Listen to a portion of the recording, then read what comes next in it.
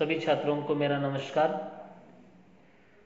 मैं प्राध्यापक युवराज राजाराम मुड़ये, हिंदी विभाग प्रमुख, श्री सिद्धेश्वर महाविद्यालय माजलगांव, जिला बीड। छात्रों, पिछली तासिका में हमने प्रेमचंद की कहानी स्त्री और पुरुष, उसका कथानक मैंने आपको बताया था और उस पर थोड़ी सी चर्चा भी मैंने आपके साथ की थी। आज की इस तासिका में प्रेमचंद की इस कहानी को लेकर थोड़ी सी विस्तृत चर्चा मैं आपके साथ करना चाहता हूं।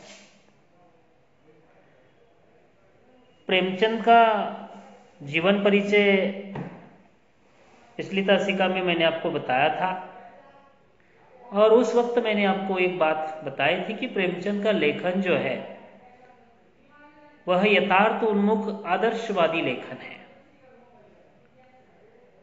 और ऐसे यथार्थ उन्मुख आदर्शवादी लेखन करने वाले प्रेमचंद, जिसकी कहानी हमने स्त्री और पुरुष पढ़ी,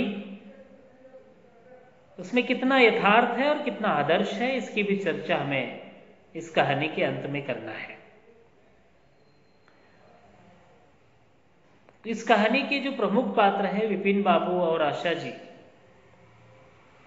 उनकी गुण विशेषताओं को लेकर भी कुछ चर्चा करना है और कहानी के अन्य गौण पात्र, विपिन बाबू के मामा हो, विपिन बाबू के माता पिता हो, आशा के माता पिता हो या अन्य कुछ पात्रों को लेकर भी इस कहानी में हम जरूर चर्चा करना चाहते हैं।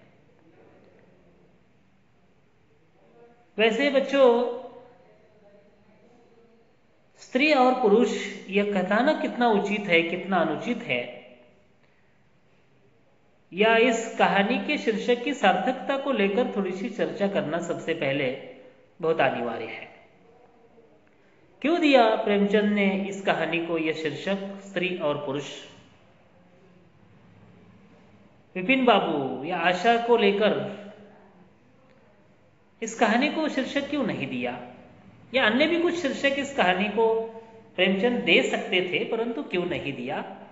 स्त्री और पुरुष यही शीर्षक इस कहानी को क्यों दिया होगा, इस पर भी हमें विचार विमर्श करना बहुत अनिवार्य है। तो मुझे लगता है कि स्त्री और पुरुष की जो विशेषताएं हैं, गुण विशेषताएं हैं,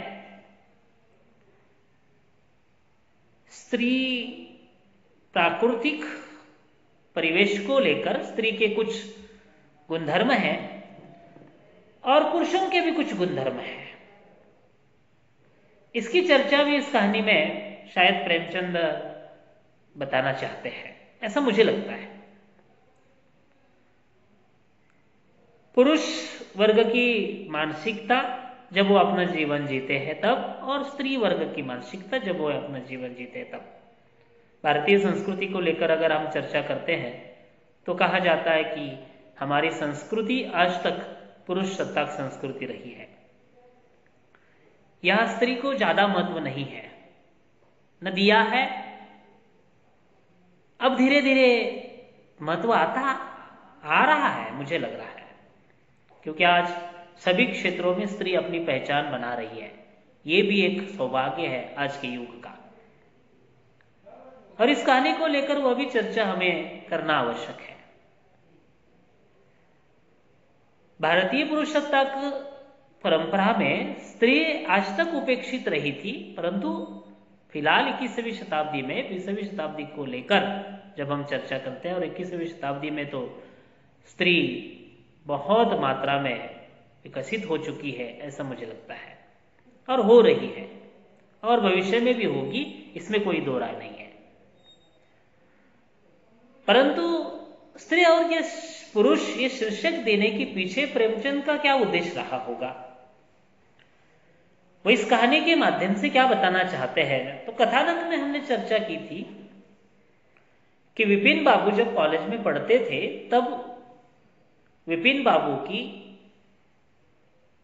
स्त्री की तरफ देखने का दृष्टिकोण या महिला की तरफ देखने का दृष्टिकोण, आमतौर पर वह नौजवान थे, नवयुवक थे, इसलिए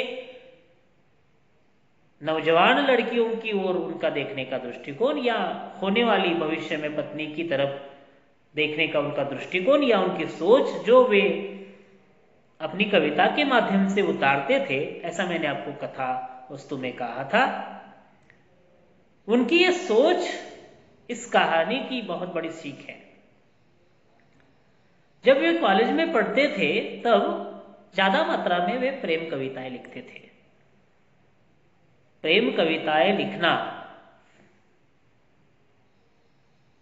उसके उस आयु को लेकर अपेक्षित है, ऐसा हम मानेंगे। परंतु जो कुछ कविताओं में उन्होंने वर्णन किया है नायिका का, यह स्त्री शब्द का प्रयोग हम नहीं करेंगे या नायिका शब्द का प्रयोग करेंगे जो काव्य शास्त्र में हमने बताया है। तो नायिका की चर्चा जब विपिन बाबू अपनी कविता के माध्यम से करते थे तो नायिका के कई गुण वे अपनी कविता के माध्यम से उतारने की कोशिश करते थे, जैसे कि उनकी आंखों की सुंदरता, उनके बालों की सुंदरता, उनके ओठों की सुंदरता, उनके चेहरे की खूबसूरती को लेकर या पूरे देह की सुंदरता हम मानेंगे। और ऐसा विपिन बाबू अपनी कविता में लिखते थे और होने वाली पत्नी के बारे में जब कॉलेज में पढ़ते थे तब कविता में वे सारी चर्चा वे करते थे। और उन्होंने सोचा भी था और तय भी किया था कि मैं भी एक खूबसूरत लड़की के साथ ही शादी करूंगा। पुराने जमाने में लिखी ये कहानी है, प्रेमचंद के काल में लिखी ये कहानी है, इसलिए ये कहानी कुछ संदेश जरूर देती है। विपिन बाबू अपने मामा जी पर विश्वास रखकर आशा जी के साथ शादी के लिए तैयार हो जाते हैं। कहानी की कथा वस्तु में हमने देखा था कि विपिन की कॉलेज की पढ़ाई होने के बाद विपिन को रिश्ते आने लगते हैं और विपिन बाबू के जो मामा जी है वो मामा जी कहते हैं कि बेटा मैंने आपके लिए खूबसूरत लड़की देखी है, दिखने में भी बहुत खूबसूरत है, स्वभाव से बहुत सुशील और शालीन है, सुसंस्कृत है। आज के ज़माने में जो हम बहुत ही बढ़िया शब्द प्रयोग करते हैं सुसंस्कृत होना, इसके क्या लक्षण है आप ही बताएं मुझे।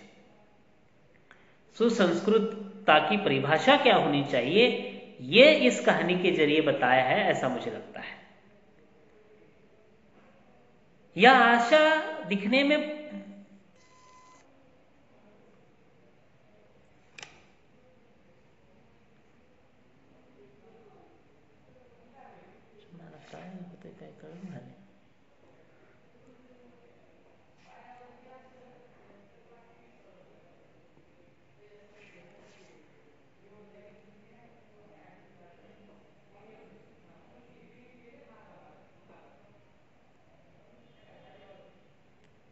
नमस्कार छात्रों,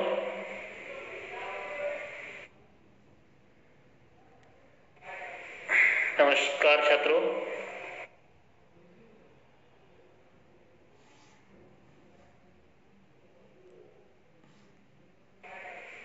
नमस्कार छात्रों।